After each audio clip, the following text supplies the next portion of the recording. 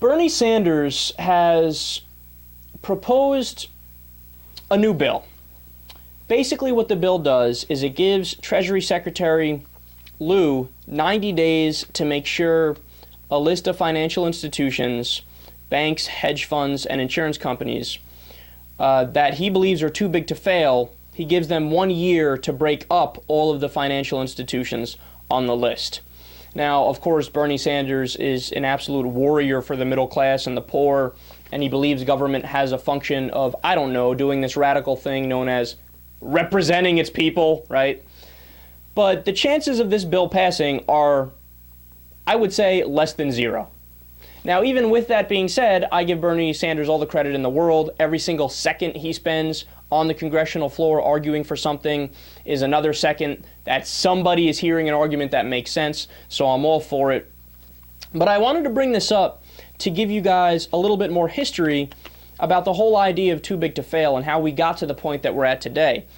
So I don't know if you guys know this, but in 1890, there was a bill passed in the United States of America called the Sherman Antitrust Act. Now, that might sound vaguely familiar to you if you have any background in government or political science or even history at all. I'm pretty sure it was part of my high school curriculum, if I'm not mistaken, but I learned more about it in college. And what the Sherman Antitrust Act did is it was a landmark federal statute regarding competition law and basically a law about capitalism. And it prohibits certain businesses from becoming anti-competitive. It was the first federal statute to limit cartels and monopolies, and today it still forms the basis for most antitrust legislation by the United States federal government. So there are a million examples going back to the 1800s, but in a nutshell, what ended up happening was there would be certain private corporations which would become so dominant that they could end up buying the politicians to then set up roadblocks to not allow new companies to come up and compete with the already dominant companies. And then at the end of the road, the monopolies can end up jacking up the price tremendously, because once you squash all the competition around you, you say, hey, they got to come to me. There's nobody else around. So you end up charging them significantly more than what you should be charging them in a capitalist free market.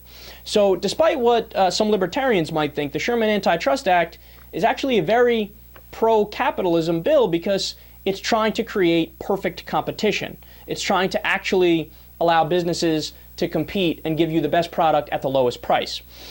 So there's been a problem in recent days with the Sherman Antitrust Act. From Ronald Reagan and onward, there's been a tremendous drop in the number of Antitrust Act cases that are actually heard. So to a large extent, we've stopped suing. And what's ended up happening as a result? A tremendous consolidation of wealth within a very small segment of the population. Certain corporations are essentially too big to fail, and this is exactly what Bernie Sanders is talking about. So Bernie Sanders is not arguing for some kind of radical new idea.